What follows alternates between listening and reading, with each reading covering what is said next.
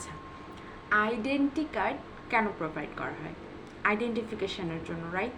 এখন milestone school and কলেজের বাচ্চাদের আমি যে কয়টা আইডি কার্ড দেখছি, প্রত্যেকটাতে জাস্ট তাদের নাম আর ছবি দেওয়া। এইটা দিয়ে একটা স্কুলের বাচ্চাকে কতটুকু আইডেন্টিফাই করা যায়? না মানে আমরা তো উপজেলা পর্যায়ে, গ্রামেই বলা যায়, স্কুলে পড়তাম, আমাদের আইডি কার্ডে বেসিক অ্যাটলিস্ট বাবা মায়ের নাম অ্যান্ড ফোন নাম্বার থাকতো, ব্লাড গ্রুপ অলসো অ্যাডেড।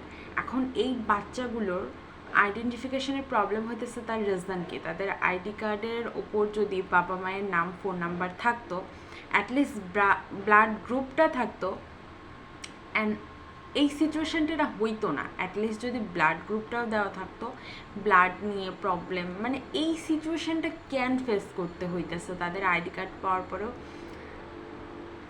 মন চাইতেছে মাইলস্টোনের কর্তৃপক্ষকে এইটার জন্য জেলে ভইরা দিই।